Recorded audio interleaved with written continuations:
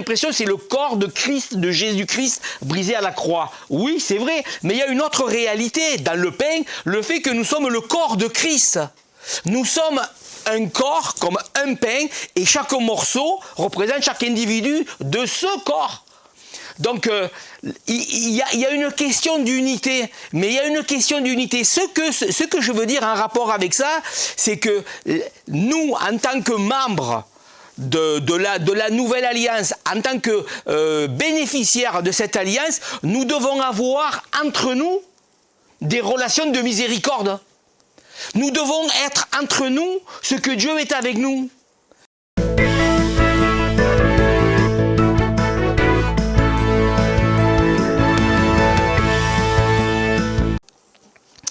2 Samuel chapitre 9. On va le lire.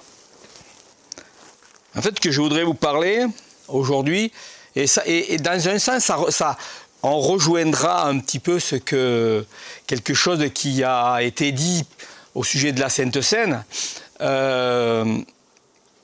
au sujet de l'unité, etc., du corps de Christ. Je ne parlerai pas nécessairement de l'unité, mais quelque chose qui a un rapport quand même un petit peu avec ça, et qui a un rapport avec la Sainte Seine et surtout la nouvelle alliance dans laquelle nous sommes, qui est manifestée, symbolisée, commémorée, je dirais, comme un mémorial au travers de la Sainte Seine. Donc,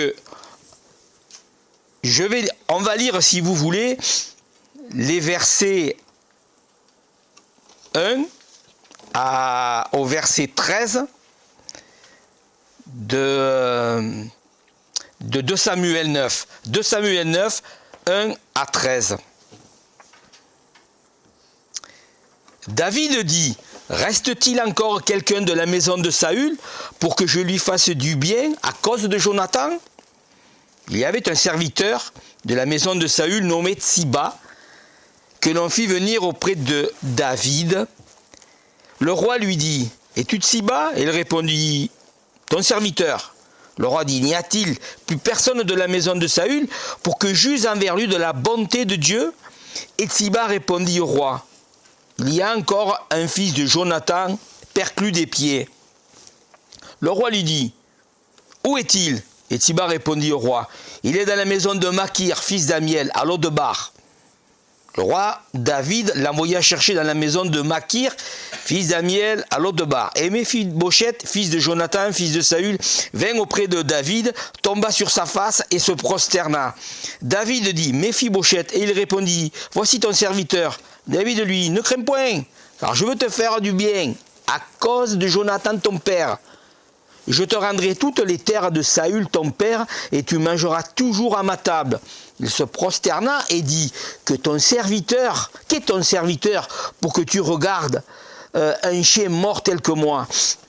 Le roi appelait Tsiba, serviteur de Saül, et lui dit, je donne au fils de ton maître tout ce qui appartenait à Saül et à toute sa maison. Tu cultiveras pour lui les terres, toi, tes fils et tes serviteurs, et tu feras les récoltes afin que le fils de ton maître ait du pain à manger. Et Méphibosheth, fils de ton maître, mangera toujours à ma table. Or, Tsiba avait 15 fils et 20 serviteurs. Il dit au roi, ton serviteur fera tout ce que le roi, mon seigneur, ordonne à son serviteur. Et Méphibosheth mangea à la table de David comme l'un des fils du roi. Et Méphibosheth avait un jeune fils nommé Mika, et tous ceux qui demeuraient dans la maison de Tsiba étaient serviteurs de Méphibosheth. Méphibosheth habitait à Jérusalem, car il mangeait toujours à la table du roi. Il était boiteux des 2 pieds. Donc c'est une histoire particulière. David fait une demande.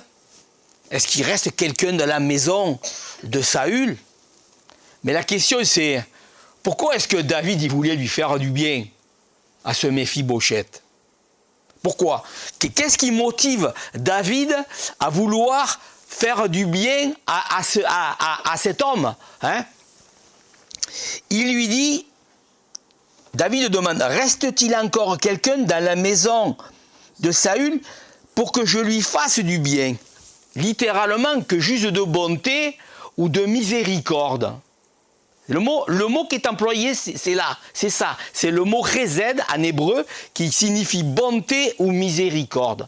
Mais pourquoi est-ce que David veut lui manifester de la bonté ou de la miséricorde? Dans 1 Samuel chapitre 18,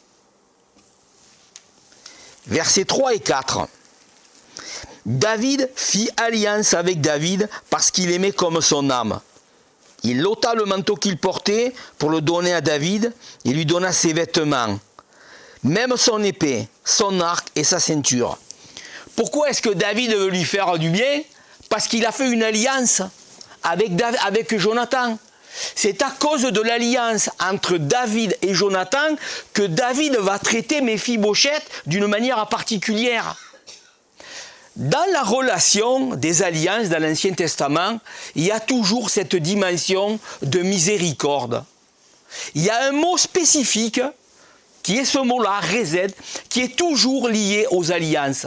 Alors il y a aussi un autre mot qui est le mot fidélité, émet, mais j'en parlerai peut-être tout à l'heure. Mais cette chesed là, ce mot, c'est le mot spécifique. Les théologiens qui le disent, les théologiens, c'est le mot spécifique qui est lié aux alliances. Je vais vous le lire. Le mot propre à l'alliance, le mot propre de l'alliance est le mot chesed. C'est l'attitude de bienveillance et de soutien que l'on doit avoir envers les personnes à l'égard desquelles on se trouve uni par les liens de la parenté ou par ce que crée une promesse, un engagement. Entre parenthèses, une alliance, un bérit. Bérit, le mot bérit a l'idée de couper. On coupe une alliance. C'est pour ça que des fois, il y avait des alliances de sang où on s'incisait, puis on faisait des mélanges de sang, entre autres. On traduit souvent chesed par amour. Par exemple, comme dans l'expression, psaume 136, car l'éternel est son amour, car éternel est son amour, car éternel est sa bonté, sa miséricorde, son chesed. Mais ceci possède l'inconvénient de laisser entendre que le chesed serait un sentiment. Or, cela n'est pas le cas. Il s'agit d'une attitude de bonté, non pas en parole, mais en acte. Faire preuve de chesed, c'est soutenir quelqu'un, lui venir en aide. Si vous voulez, se souvenant de cette alliance, l'attitude de David, c'est de vouloir traiter selon les termes de l'alliance. Parce que quand on faisait une alliance à cette époque-là, comme on l'a vu tout à l'heure, c'est peut-être pas aussi significatif là, hein, mais on avait des échanges. Les gens échangeaient des manteaux, les gens échangeaient des bourses, les gens échangeaient des armes. Il y avait tout un engagement de l'un vis-à-vis de l'autre. C'est pas quelque chose, comme je viens de le dire, d'émotionnel, de sentimental, mais c'était un engagement. On fait une alliance, deux rois faisaient une alliance. Ça veut dire, si on m'attaque moi, on t'attaque toi. On échangeait nos armes. Ça veut dire, moi, si je suis attaqué, toi, tu es responsable de venir me défendre. Mais si toi, tu es attaqué, je suis responsable, je suis engagé à cause de l'alliance. Les alliances engageaient les gens. Si, dans une alliance, un avait un problème, l'autre était là comme un secours. Pour ça, on échangeait des bourses. Si il y a des problèmes d'argent, je suis là. Si moi j'ai des problèmes d'argent, tu es là pour moi. Il y a quelque chose une réciprocité et des responsabilités que les gens avaient les uns vis-à-vis des autres. Et c'est quelque chose de fondamental. Et donc, c'est intéressant de voir que David, à cause de cette alliance, il va traiter Méphibosheth selon les termes de l'alliance. Maintenant, si on pousse plus loin ce raisonnement et cette idée, nous sommes dans une alliance. Et toute la grâce et la miséricorde qui nous est faite de la part de Dieu, elle n'est pas à cause de nous. Elle est à cause de Christ, qui a fait une alliance avec Dieu. Et nous sommes au bénéfice de cette alliance. Nous sommes dans cette alliance. Et nous sommes tous les bénéficiaires de la miséricorde de Dieu. Parce qu'il y a un sacrifice qui a été fait, il y a une alliance qui a été faite. Méphibosheth, il y est pour rien.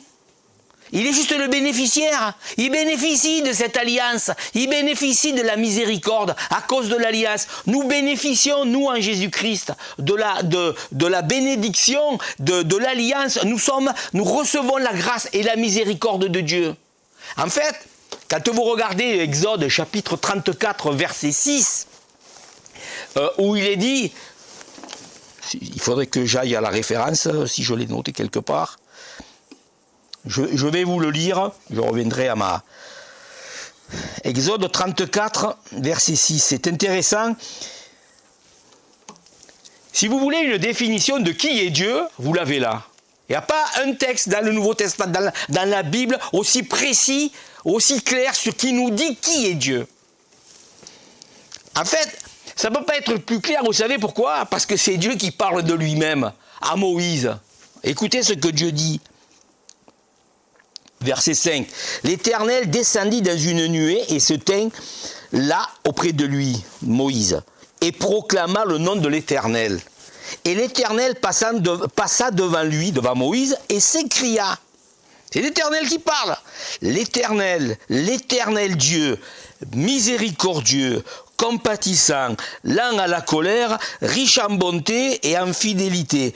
Verset 7, qui conserve son amour jusqu'à 1000 générations, pardonne l'iniquité, la rébellion et les péchés, mais qui ne tient point le coupable pour innocent et qui punit l'iniquité des pères et des enfants, etc., etc.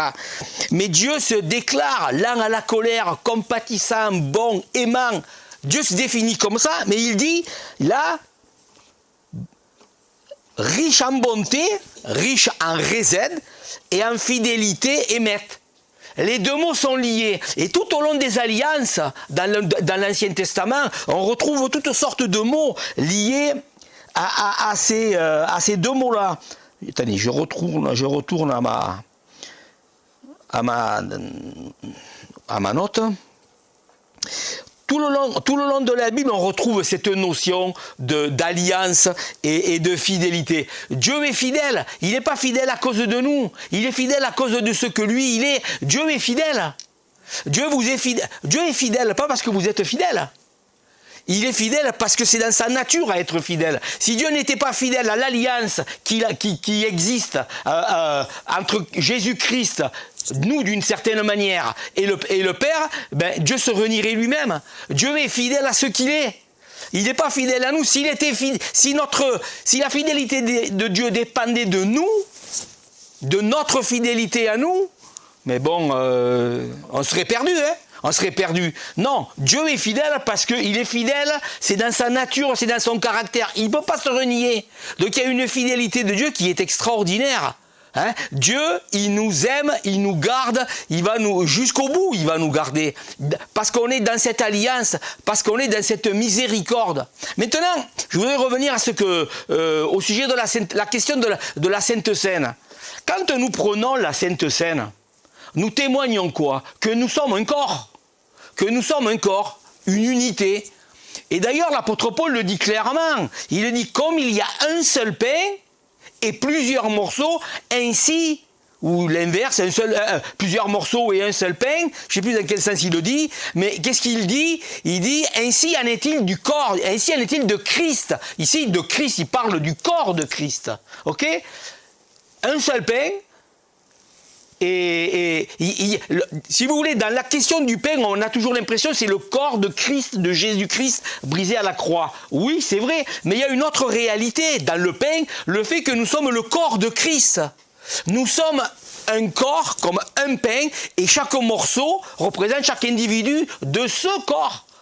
Donc, il y a une question d'unité, mais il y a une question d'unité. Ce que je veux dire en rapport avec ça, c'est que nous, en tant que membres de la nouvelle alliance, en tant que bénéficiaires de cette alliance, nous devons avoir entre nous des relations de miséricorde.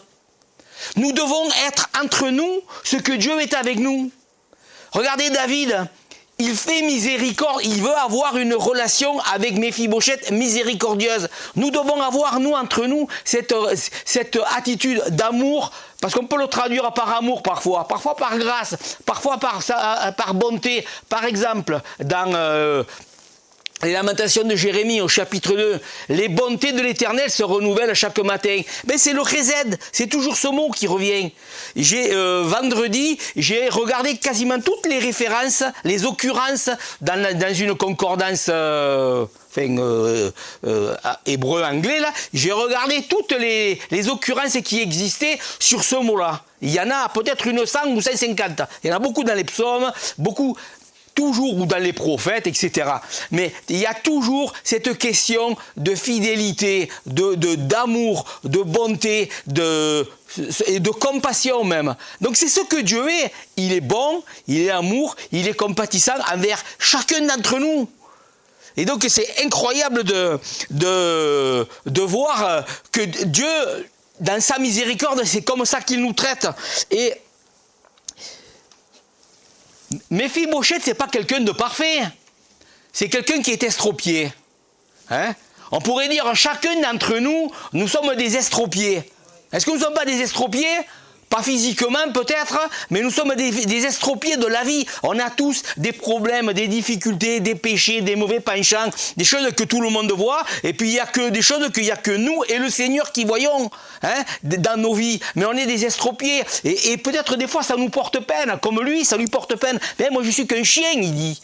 Ça lui porte peine, ses faiblesses. Nous aussi, on peut se considérer comme ça. Hey, je suis qu'un chien devant Dieu, finalement, je suis rien du tout. Je suis un pécheur. Même moi qui suis devant vous, je parle, je donne l'impression de vous donner ou des conseils, ou de l'enseignement, ou de la prédication, mais je suis comme lui. Si je me considère à moi-même, hey, qu'est-ce que je suis? Je suis qu'un chien. Un chien, je ne vaux rien du tout. Mais on reste... Et ce qui est extraordinaire, c'est que le verset 13, vous l'avez remarqué, qu'est-ce qu'il dit? Méphibosheth habitait à Jérusalem car il mangeait toujours à la table du roi. Et ça termine, il était boiteux des 2 pieds. Tu sais, je veux dire, on se demande qu'est-ce que ça vient faire là, on s'en fout qu'il était boiteux. Mais si c'est là, c'est parce que ça veut quand même nous dire quelque chose. Il mangeait à la table du roi. Nous sommes invités tous les jours à être nourris, à être invités à la table du roi. C'est comme si Dieu, tous les jours, il donne un banquet, et nous y sommes à ce banquet, où Dieu nous parle, où Dieu veut nous enseigner, où il a une communion avec nous. Et pourtant, qu'est-ce qu'il dit? Vous êtes estropiés. Mais Dieu, il n'invite pas des gens en bonne santé à sa table. Il invite des gens qui sont comme nous, qui sont estropiés, qui sont mal en point. Et nous sommes tous mal en point, mais nous sommes tous invités. C'est pas parce qu'il est bien, c'est pas parce qu'il est correct, c'est pas parce qu'il a des qualités en lui-même, Méphibosheth. Non, c'est à cause d'une alliance qu'il est là. C'est à cause de la miséricorde de Dieu. Et David le traite à cause de cette alliance. Donc c'est ça que Dieu il veut avec nous. Manifester sa miséricorde envers nous tous les jours. Et il le fait. Mais le problème en fait, c'est pas Dieu. Le problème, c'est pas que Dieu nous manifeste ou pas sa miséricorde, sa bonté, son amour ou sa compassion. C'est nous, souvent, qui avons du mal à recevoir et à croire dans cette bonté, dans cette miséricorde. Je vous dis, la miséricorde, la bonté ou la fidélité, c'est ce qui caractérise les relations de cette alliance. Dieu, il est comme ça envers nous et il va l'être pour toujours. Dieu, il n'attend pas qu'on soit autre chose que ce qu'on est. Il sait que nous sommes estropiés les uns et les autres. Il sait que nous sommes bancals dans bien des domaines de notre vie. Mais le Seigneur, il nous accepte tel que nous sommes. Et c'est ça qui est absolument glorieux et incroyable. Et malgré tous les problèmes qu'on peut avoir et toutes les difficultés, toutes les traîtrises même qu'on peut avoir devant Dieu, il continue à nous manifester sa miséricorde. Regardez dans 2 Samuel 16. Je vais lire 2 Samuel 16, les versets 1 à 3. Lorsque David eut dépassé le sommet, voici Tsiba, serviteur de Méphibosheth, vint au-devant de lui avec 2 ânes bâtés, sur lesquels il y avait 200 pains, 100 masses de raisins, 102 fruits d'été et une outre de vin. Le roi dit à Tsiba, « Que veux-tu faire de cela ?» Et Tsiba lui répondit, « Les ânes serviront de monture à la maison du roi, le pain et les fruits d'été sont pour nourrir les jeunes gens, le vin pour désaltérer ceux qui seront fatigués dans le désert. Le roi dit, où est le fils de ton maître? Et Méphibosheth donc, hein? Et Tsiba répondit au roi, voici, il est resté à Jérusalem, car il a dit, aujourd'hui, la maison d'Israël me rendra le royaume de mon père.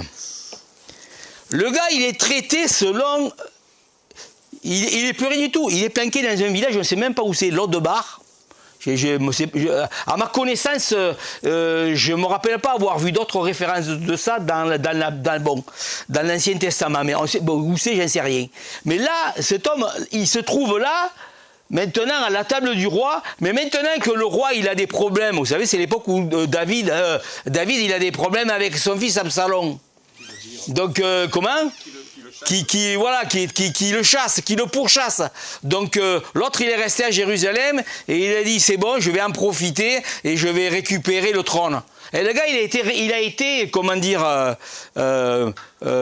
mis à la table du roi, honoré par le roi, vraiment accepté, reçu dans la maison du roi, et là il fait une traîtrise. Ça vous fait pas penser des fois à des choses que nous, des attitudes que nous avons nous, parfois devant le Seigneur? Hein, comment finalement il a tout donné, il a donné sa vie, et comment des fois, au lieu de lui laisser le trône de nos vies, puisqu'on parle de trône là, on lui a laissé le trône de nos vies, et comment souvent on lui dit, ben pousse-toi là, c'est ma place là. Hein, est-ce que c'est nous qui avons le contrôle de nos vies, ou est-ce que c'est le Seigneur qui a le contrôle de nos vies? Est-ce que nous ne sommes pas parfois comme des Méphibosheth, que nous sommes des traîtres, que nous allons à l'encontre comment dire, de l'alliance qui a été faite, c'est-à-dire que au lieu d'accepter la miséricorde de Dieu et de vivre comme des serviteurs de Dieu, ceux qui bénéficient des termes de l'alliance, on piétine cette même alliance et puis finalement on veut dire non mais c'est moi qui suis le maître de ma vie, je fais ce que je veux, je vais où je veux, quand je veux et comme je veux. Combien de fois on veut reprendre le contrôle de nos vies, combien de fois on veut reprendre le contrôle ou on veut remettre le petit moi sur le trône et dire au Seigneur, lève-toi, c'est ma place. Mais qu'est-ce que David fait? Dans 2 Samuel 19, verset 28. Car tous ceux de la maison de mon père n'ont été que... C'est Méphibosheth qui parle. Car tous ceux de la maison de mon père n'ont été que des gens dignes de mort devant le roi mon Seigneur. Et cependant, tu as mis ton serviteur au nombre de ceux qui mangent à ta table. Quel droit puis-je encore avoir? Qu'ai-je à demander au roi? Le roi lui dit, à quoi bon toutes les paroles? Je l'ai déclaré, toi et Tsiba, vous partagerez les terres. Et Méphibosheth dit au roi qu'il prenne même le tout, puisque le roi, mon seigneur, rentre trempé dans la maison. David, qui sait que l'autre veut lui prendre, attend de pouvoir prendre sa place, David continue à le traiter d'une manière miséricordieuse. En d'autres mots, ce que je veux dire là, c'est que Dieu, il est miséricordieux en tout temps. Il n'y a pas un moment dans nos vies où on dit « Ah, je suis au bénéfice d'une alliance. Je suis dans une alliance. » Et à un moment donné, je me dis « Ah, ben là, je n'ai pas été fidèle, j'ai été un infidèle. Là, finalement, je fais ma vie. Là, finalement, j'ai mis un peu le Seigneur dehors de ma vie, où j'ai fait mes propres plans et je n'ai pas marché avec Dieu. » Mais il n'y a aucun moment où le Seigneur remet en question les termes de l'alliance. En d'autres mots, on ne démérite jamais devant Dieu. Est-ce que notre salut, c'est quelque chose de mérité? Est-ce que nous sommes dans quelque chose que nous méritons? Non? Bon, si nous ne le méritons pas, est-ce que nous pourrions, je ne sais pas si le mot existe, est-ce que nous pouvons le démériter? Une chose que tu ne mérites pas, à un moment donné, on va dire, ah, tu ne le mérites plus. Attends, mais je ne le méritais pas. Comment je pourrais ne plus le mériter? C'est-à-dire, si c'est une grâce, à un moment donné, la grâce, elle ne peut pas être enlevée. C'est une faveur imméritée, la grâce. Comment, à un moment donné, tu pourrais perdre cette grâce? Alors, à tout ça, comment? C'est tout le dilemme de, si j'ai été sauvé par grâce, pas par mes mérites, mais par ma foi, comment est-ce que je peux maintenir mon salut par mes mérites, alors qu'il est fondé sur la grâce. C'est ça. Comment, si on est sauvé par grâce, c'est uniquement par grâce. Si on commence à ajouter autre chose que la grâce de Dieu, ben là on détruit le fondement même sur lequel finalement on est censé être bâti. Non, le salut est fondé. On est sauvé par grâce. On est dans une alliance glorieuse. Cette alliance, elle ne sera jamais détruite. Elle est pour toujours. Elle est pour toujours. La miséricorde de Dieu, elle va se manifester, et sa bonté et sa fidélité pour toujours envers nous, parce que c'est le caractère de Dieu, que Dieu ne peut pas aller à l'encontre de ce qu'il est. Et pour l'éternité. Donc, il n'y a pas des fois de dire « Ah, mais moi, j'ai perdu mon salut » ou « Moi, j'ai perdu, je suis plus dans l'alliance » ou « J'ai perdu la bénédiction de Dieu ». Ça n'existe pas, ça. Ça n'existe pas. Il y a des chrétiens qui vont bien, il y a des chrétiens qui vont mal, il y en a peut-être même qui vont très mal, mais c'est toujours des chrétiens. Et puis tous les passages que vous pouvez lire à qui ça me... Oui, mais encore, vendredi soir, on avait encore une discussion dans une réunion. Oui, mais quand le Seigneur dit que les uns seront pris, les autres laissés, eh bien ceux qui seront laissés, c'est pas parce qu'ils ont eu des chrétiens qui ont eu un moment de faiblesse. Ce sont des gens qui ne connaissaient pas Dieu. Parce que tous les enfants de Dieu, ils vont être embarqués avec le Seigneur. Ok ? C'est une évidence. Le Seigneur, il a fait une alliance avec nous et il ne va pas la remettre en question, cette alliance. À aucun moment. Je veux dire, le salut, ce n'est pas quelque chose à géométrie variable. Il est là, il est fait et c'est une fois pour toutes. Il suffit d'étudier un petit peu. Quand vous étudiez... j'ai fait l'épître aux Éphésiens. Mais quand il dit dans Éphésiens chapitre 2, il nous a sauvés. Mais les temps des verbes, il nous a sauvés là. C'est comme si on voulait le paraphraser pour le donner un sens, il nous a sauvés une fois pour toutes et pour toujours. C'est ça que ça veut dire. Le temps du verbe, c'est ce qu'il veut dire. Il nous a sauvés une fois pour toutes et pour toujours. Donc le salut, il n'est pas à remettre en question parce que nous sommes dans une alliance qui est une alliance éternelle. Et Dieu, dans cette alliance, il va toujours être miséricordieux avec nous. Ça ne veut pas dire que Dieu il nous laisse faire ce que l'on veut. Dieu, c'est un Dieu qui corrige, qui reprend, qui éduque. Il suffit de lire l'Épître aux Hébreux, chapitre 12. Dieu, il reprend, il enseigne, il éduque. Mais ça, quand Dieu permet les difficultés sur nos vies, c'est toujours et pour éprouver la foi, pour qu'elle soit manifestée comme authentique. C'est ce qu'il dit, par exemple, dans le début de l'Épître de Pierre ou même au début de Jacques. Pour que la foi soit manifestée comme une réalité authentique. Ou, quand il y a des épreuves, c'est juste éducatif. Dieu, il éduque, il nous éduque. Mais c'est toujours un acte miséricordieux vis-à-vis de nous. C'est toujours un... Quand Dieu nous reprend, ça peut sembler dur. Est-ce que ça vous a déjà semblé dur quand Dieu vous reprenait dans vos vies, quand Dieu il vient amener la mort dans vos vies, la croix dans vos vies? Est-ce que ça vous semble... Oui. Il y a des choses à lâcher, il y a des choses à abandonner, ça semble difficile. Mais est-ce qu'on réalise que ce n'est pas une punition? Quand Dieu, il vient et qu'il corrige, qu'est-ce qu'il fait Dieu? Ben, en définitive, il nous affranchit, il nous libère. Il nous libère de nos passions, il nous libère de ce qui a dominé sur nous. L'apôtre Pierre le dit, car chacun est esclave de ce qui a dominé de nous, qui a dominé sur vous. Chacun est esclave de ce qui domine sur sa vie. Donc qu'est-ce que Dieu fait? Il veut nous affranchir et nous libérer, affranchir. Donc Dieu, même quand il nous reprend, il est toujours miséricordieux parce que ce qu'il vise, c'est toujours notre délivrance et notre affranchissement. Donc, on n'a pas à se dire, est-ce que Dieu, là, je passe un temps difficile, est-ce que Dieu, il est toujours miséricordieux? Est-ce que Dieu, il est toujours bonté? Oui, parce que comme on l'a dit, c'est pas un sentiment, c'est pas nécessairement un sentiment, c'est un engagement que Dieu a pris vis-à-vis de nous. Il est engagé. Et Dieu, quand il a pris un engagement, c'est une fois pour toutes et pour toujours, et puis il ne reviendra pas en arrière. Donc, ce sont ça les termes de l'alliance. Et donc... si vous voulez, si nous sommes nous, et d'ailleurs,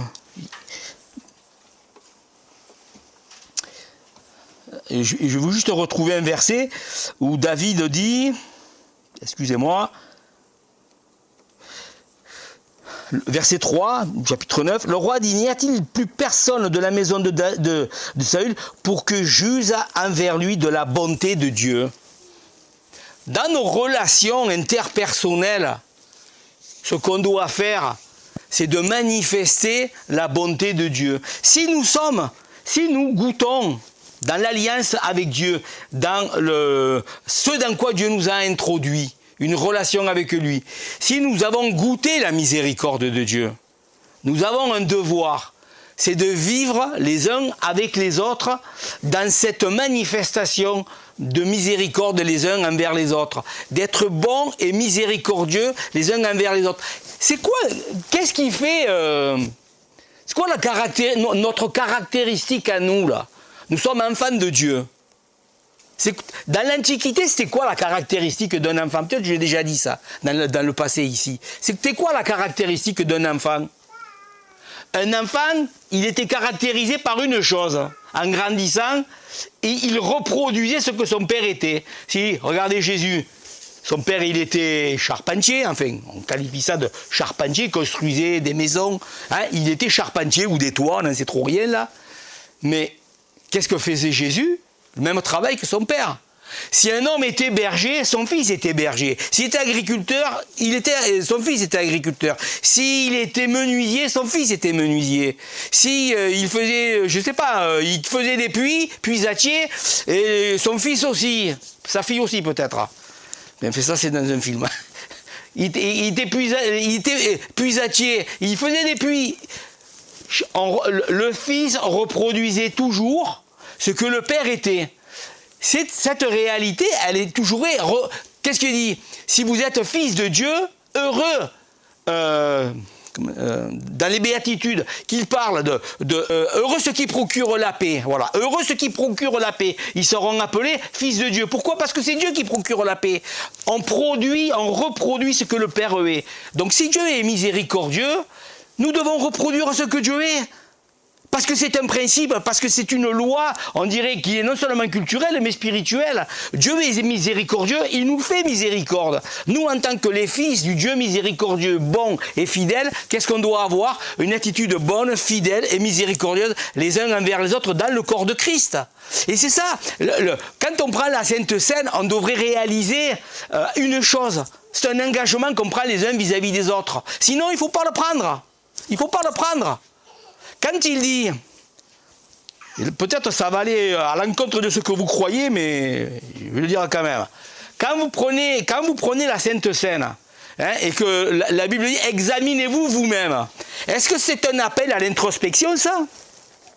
Non, c'est pas un appel à l'introspection. Examinez-vous vous-même, pourquoi? Pour voir si vous discernez le corps. Lisez le contexte. Le contexte de cet épître, de ce passage de l'épître aux Corinthiens, hein, tout à l'heure il disait, je ne sais pas ce que c'est là, plus ou moins, eh bien c'est l'unité du corps de Christ. C'est l'unité. Et qu'est-ce que l'apôtre Paul reprend aux Corinthiens? C'est que justement, ils ne sont pas en train de vivre dans cette unité. Il y en a qui travaillent, ils arrivent tard à la réunion, qui est une agape, ils mangent parce qu'il y a des gens riches qui ne travaillent pas. Vous savez, les riches ne travaillaient pas. Ils faisaient travailler les autres à cette époque-là. Ça n'a pas beaucoup changé, vous me direz, peut-être. Là. Mais non, mais c'est ça. Les gens ne travaillaient pas. Ils avaient des ouvriers. Donc les gens, ils étaient là, ils mangeaient ensemble, hein, ils buvaient, peut-être, ce qu'ils leur reprochent. Mais quand les gens qui arrivaient des champs à 6 ou 7 heures ou 8 heures du soir, qui avaient travaillé pendant 10 ou 12, là, on ne faisait pas du 35 heures, hein. On faisait 35 heures en 2 jours, là. Hein. Et puis là, ils arrivaient là, et qu'est-ce qu'ils faisaient? Eh bien, ils avaient tout mangé. Les gars, ils disent, attendez là, on est un corps. Est-ce qu'on ne fait pas attention les uns aux autres dans le corps? Donc, l'idée de Paul, c'est de leur dire, mais quand vous vous rassemblez là, vous devez discerner le corps. C'est-à-dire quoi? Discerner que vous êtes le corps de Christ. Examinez-vous pour savoir si vous discernez le corps. Est-ce qu'on discerne le corps quand on prend la Sainte Seine? Si on discerne le corps, on doit discerner quoi? Qu'on a une responsabilité les uns vis-à-vis des autres. Les membres de mon corps, moi, ils sont engagés les uns vis-à-vis des autres. Hein, mes doigts, ils fonctionnent ensemble. Et quand ils ne fonctionnent plus ensemble, ben, tu as un problème. Surtout si tu es un peu musicien, moi je ne le suis pas. Mais si on est manuel moindrement, hein, qu'on a une paralysie ou quelque chose, j'ai eu un problème, moi personnellement, il y a quelques années, j'ai eu un problème avec au cervical et un problème de nerf brachial. J'ai eu mal au bras, mais vous imaginez même pas. Et ma femme, elle l'avait eu quelques mois avant, et puis elle n'est pas douillette, et puis elle a passé des nuits sans dormir, tellement elle avait mal. Tu te couperais le bras tellement tu as mal. Et puis dans les semaines qui ont suivi, après que ça m'a passé, ça a duré un moment, hein. Il y avait des moments, des douleurs, mais enfin, vous savez, comme les nerfs sciatiques, mais au bras. Mais là, c'était ultra fort. En tout cas, j'avais perdu du muscle. Mon bras, j'avais perdu du muscle et j'avais perdu encore un peu de la mobilité. Et même encore, selon les gestes que je fais, je vois que mes doigts, ils ont tendance à, selon comme je mets mes doigts, ils ont tendance à trembler. Il y a un manque de coordination. Ben, ça, c'est rien. Mais ça pourrait être plus grave chez certains. Mais regardez, nous sommes un corps. Le corps de Christ, il doit vivre dans une harmonie. Il doit vivre dans une... Est-ce qu'on la cherche, l'harmonie? Est-ce qu'on doit chercher l'unité? Non, on doit la vivre. On doit la vivre. Parce que l'unité, elle existe en Jésus-Christ. Il a fait de nous un peuple. Il a fait de nous sa maison. Et l'exhortation dans l'Épître aux Éphésiens, tout le long, c'est ça. Un appel à vivre selon l'unité qui est en Jésus-Christ. Tout au long de l'Épître aux Éphésiens, c'est ça. Il parle d'unité. Le but, c'est l'unité. Surtout à partir du chapitre 4, là, et jusqu'à la fin, il montre que la direction, c'est de vivre comme un corps et de vivre dans l'unité du corps de Christ. Et donc, l'unité du corps de Christ, c'est quoi? C'est une unité qui est en Jésus-Christ, qui existe en Jésus-Christ. D'ailleurs, il le dit, hein, vous êtes dans les passages, la partie, je dirais, doctrinale, théologique de l'Épître. Il le dit, ça. Hein, que nous sommes un corps, que cette réalité-là, des deux, il en a fait qu'un, il parle des juifs, des païens, il a fait un corps, une unité. Donc, c'est ce que nous sommes. Maintenant, on doit le vivre. Mais on doit le vivre, et comment on peut... Une des manières pour le vivre, c'est quoi? C'est justement de vivre en se rappelant l'alliance de Dieu, d'être miséricordieux et bon dans nos relations interpersonnelles. Nous sommes engagés les uns vis-à-vis des autres. Si vous venez le dimanche et que vous dites « l'église c'est ça » et après c'est fini, l'église c'est pas ça. L'église elle le dépasse. Écoutez, l'église c'est pas des réunions. L'église se réunit parce qu'elle est une église. C'est pas en se réunissant qu'elle est une église. C'est parce qu'elle est une église qu'elle se réunit. C'est pas les réunions qui font l'église. Les réunions, elles ne font pas l'église. Mais l'église se réunit pour manifester sa réalité, pour louer le Seigneur ensemble. Donc il y a un engagement. Il y a un engagement les uns vis-à-vis des autres, d'être responsables les uns vis-à-vis des autres, d'être engagés dans l'amour, dans la fraternité, dans la solidarité. Écoutez, l'Église, c'est une nouvelle société qui est marquée, nous sommes dans une alliance glorieuse et éternelle qui est marquée par la miséricorde de Dieu, la fidélité de Dieu, et nous, en tant qu'enfants de Dieu, nous devons manifester ce que Dieu est, être bons les uns envers les autres. Exactement comme David a fait pour Méphibosheth, manifester la miséricorde de Dieu, l'amour de Dieu, la bonté de Dieu. C'est ça l'engagement du corps de Christ, la réalité dans laquelle Dieu veut qu'on soit. L'Église, c'est pas simplement je viens là, puis je pars une fois le dimanche, ou je dis ça à vous, c'est pas pour vous condamner vous, je pourrais dire ça à n'importe qui, même là, à l'Église où je suis. Hein. C'est pas ça l'Église. L'Église, ça transcende les réunions. Nous sommes un corps. Et nous devons trouver notre identité d'église, notre identité en tant que membre dans le corps, et puis trouver notre place et fonctionner les uns envers les autres dans un engagement. C'est un engagement. Vous avez une place. Si vous êtes là, c'est que Dieu vous a mis dans une église. Et vous êtes là et vous a mis dans ce corps. Donc c'est à vous de trouver votre place et de fonctionner dans ce corps et de réaliser que vous êtes unis aux autres. Il y a une interdépendance. Vous savez, le cancer de l'Église, ce que c'est? Vous savez ce que c'est un cancer? Hein? Un cancer, c'est quoi? Moi, je ne suis pas docteur, je ne connais pas grand-chose, mais un cancer, globalement, ce que je sais, c'est que c'est une cellule qui a commencé à faire un cavalier seul. Elle a commencé à se développer dans son coin et elle a pu commencer à fonctionner avec les autres. Voilà des cellules qui fonctionnent de manière autonome. Et ça donne un cancer. Le problème de l'homme, c'est quoi? À la base, à la chute, c'est quoi? Qu'il est devenu autonome. Le problème de l'homme, c'est son autonomie. Qu'est-ce que ça veut dire autonome? Une loi, il est devenu une loi pour lui-même. Quand un homme, il pense par lui-même et qu'il est devenu une loi pour lui-même, c'est lui qui juge le bien, le mal, c'est ça qui est arrivé à la chute, il a jugé le bien, le mal, c'est moi qui décide ce qui est bien et ce qui est mal. On voit où ça nous a mené aujourd'hui. Toutes les dérives morales, éthiques, tout ce que vous voulez dans ce monde, c'est la folie. Hein? Pourquoi ? Parce qu'on est tombé dans une autonomie. Mais dans le corps de Christ, il ne peut pas y avoir cette autonomie. Il ne peut pas y avoir cette indépendance. Il ne peut y avoir que de l'interdépendance. On a besoin les uns des autres.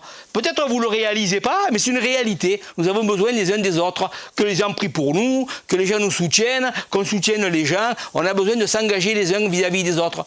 Parce que nous sommes dans une alliance.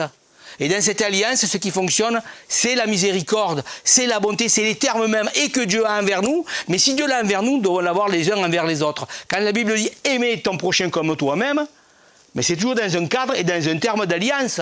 Nous sommes dans cette alliance et nous devons avoir ces relations entre nous.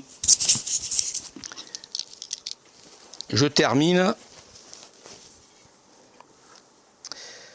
J'ai plein de versets que j'aurais pu vous lire là, mais... Prêtez l'oreille et venez à moi, écoutez et votre âme vivra. Je traiterai avec vous une alliance éternelle pour rendre durable mes faveurs envers David. Mes faveurs, c'est toujours ce même mot. Ou dans Daniel. Je prierai l'Éternel mon Dieu et je lui fis cette confession. Seigneur Dieu, grand et redoutable, toi qui gardes ton alliance et qui fais miséricorde à ceux qui observent tes commandements. Je pourrais vous en lire des versets comme ça, tellement il y en a qui font un lien entre l'alliance et la miséricorde. Parce que c'est le cœur même de l'alliance. C'est comme ça que Dieu nous traite.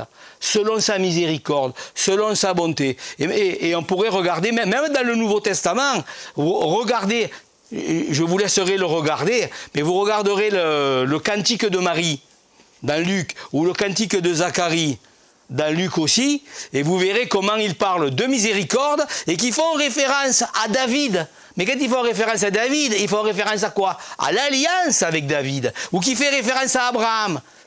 Comme tes promesses à Abraham, quelles promesses ? Ben l'alliance, les promesses de l'alliance. Et Dieu fait miséricorde et il tient ses promesses. Donc, que ce soit de l'Ancien Testament au Nouveau Testament, l'alliance est toujours liée à la miséricorde de Dieu. Dieu, il est bon, miséricordieux et fidèle. Donc, ça ne dépend pas de nous, ça dépend de lui. Et comme Dieu est fidèle, on est dans une sécurité et une assurance assez extraordinaire dans nos vies. Ne pensez pas que vous pouvez déchoir ou tomber de cette miséricorde. Non, on n'a rien mérité. Ça ne veut pas dire qu'on peut vivre n'importe comment. Hein. Un chrétien qui pense... Je me rappelle, une trentaine d'années, je commençais une église à 7. Et puis, on avait eu des contacts avec des gens d'un milieu évangélique. Enfin, voilà, ils étaient venus, le père, la mère et la fille, une adolescente de 17 ans peut-être. Et puis, j'avais parlé de la grâce de Dieu. Et puis, je ne sais pas comment c'était venu, j'ai parlé sur le fait qu'on ne perd pas son salut. La jeune fille, elle me dit « Ah, c'est facile alors, on peut accepter le Seigneur et vivre n'importe comment. » Non, tu ne peux pas vivre n'importe comment. Si tu acceptes le Seigneur, tu ne peux pas vivre n'importe comment. Si tu acceptes le Seigneur et que tu vis n'importe comment, tu manifestes quoi ? Que tu n'as pas accepté le Seigneur. C'est que tu n'as pas accepté. Parce que la justification dans ta vie, elle est suivie par la sanctification. L'un ne va pas sans l'autre. Sans la sanctification, nul ne verra le Seigneur. Ce n'est pas une menace à dire ah, vous avez intérêt à marcher droit. Non, c'est parce que c'est une réalité. Le salut au quotidien. Hein, on marche. Le salut, vous le savez, je l'ai déjà dit, je me répète souvent, vous avez remarqué. Le salut au quotidien, qu'est-ce que c'est ? Le salut, il a 3 temps. J'ai été sauvé. Moi, j'ai été sauvé en 76. Et même mieux que ça, j'ai été sauvé quand Jésus est mort sur la croix. Et même mieux que ça, j'ai été sauvé quand Jésus-Christ a été crucifié, on pourrait dire d'une certaine manière, dans l'éternité passée. Enfin, ça c'est une autre chose. Mais j'ai été sauvé quand Christ est mort sur la croix, quand j'ai accepté le Seigneur dans ma vie. Donc mon salut est devenu une réalité en janvier 76. Puis, je suis en train aujourd'hui, le salut, hein, nous sommes sauvés, je suis en train d'être sauvé. C'est quoi ça, je suis en train ? C'est quoi le salut au présent ? Ben, c'est la sanctification. C'est que je marche et que j'expérimente ce salut. J'expérimente la délivrance de mon péché. J'ai été pardonné. Je suis une nouvelle créature. Mais là, je l'expérimente, cette réalité-là. Mais encore, qu'est-ce qu'il dit l'apôtre Paul, ou l'apôtre Pierre d'ailleurs, c'est en espérance. Paul, il dit, c'est en espérance que vous êtes sauvés. Ou l'apôtre Pierre, dans sa première épître, il parle de l'espérance. Nous avons un héritage, une espérance vivante. C'est notre salut. On est sauvé en espérance. Qu'est-ce que ça veut dire? C'est-à-dire qu'on est déjà sauvé depuis le jour de notre conversion, qu'on est en train d'expérimenter, mais qu'en fait, on n'y est jamais rentré encore. On n'est pas rentré dans l'accomplissement ou dans la totalité de notre salut. On fait que l'expérimenter. Mais si tu expérimentes ton salut, que tu dis « je suis sauvé », puis que tu vis dans le monde et que jamais tu fais l'expérience d'une marche concrète dans la sanctification, si tu ne vis pas ton salut au quotidien, jour après jour, mais il est où ton salut? Tu as été sauvé quand? Puisque tu ne progresses pas dedans. Alors qu'on est obligé, on doit, la Bible nous encourage à travailler à notre salut. Ce n'est pas pour être sauvé, mais c'est de le mettre en pratique, de vivre. À notre mot, c'est dans Philippiens ça, chapitre 2 ou chapitre 3, qui dit de fonctionner, de vivre dans la sanctification en définitive. C'est ça la réalité de notre salut. Au quotidien. Donc s'il n'y a pas de sanctification, s'il n'y a pas une marche dans ma vie où je manifeste que j'ai été sauvé, un jour, il est où mon salut? Cette fille qui me disait, ouais alors c'est trop facile, hein. Ben, pour elle peut-être c'était une délivrance, elle dit, ah mais je suis chrétienne alors je peux vivre n'importe comment. Non, tu ne peux pas vivre n'importe comment. Demeurions-nous dans le péché afin que la grâce abonde. La qu'à lire au Romains chapitre 6 et le problème est réglé. On a été crucifié avec Christ, on est des nouvelles créatures. Donc on ne peut que marcher, si on est né de nouveau, à notre rythme, à notre rythme, à l'allure qu'on va. Et puis d'autres vont plus vite, d'autres vont moins vite. Ça va selon chaque personne. Mais c'est sûr que le salut, c'est une réalité que l'on expérimente au quotidien. Et si on n'expérimente pas, ben, il n'y a pas de salut. C'est aussi simple que ça. Donc la question, c'est pas de est-ce qu'on perd son salut ou est-ce qu'on ne le perd pas. La question, elle se pose même pas. Dieu a fait une alliance. Nous sommes dans cette alliance. Et parce que nous sommes dans cette alliance, nous sommes en sécurité parce qu'il est fidèle. Et ça dépend encore une fois pas de nous. Amen. Termine. Seigneur, merci pour ce moment de ta parole et que tu puisses venir nous affermir, Seigneur, dans ces choses-là. Faire réaliser ta grande miséricorde, Seigneur, que rien n'épande de nous, que tout vienne de toi. Cette glorieuse alliance qui est en Jésus-Christ. Te bénissons, cette nouvelle alliance dont nous avons témoigné la réalité dans ce pain et ce vin. Merci pour ça, Seigneur. Merci au nom précieux de Jésus. Apprends-nous, Seigneur, à vivre en te faisant confiance au quotidien et en nous engageant les uns vis-à-vis des autres d'une manière miséricordieuse, dans la bonté et dans l'amour. Merci au nom de Jésus pour la lumière de ta parole. Amen.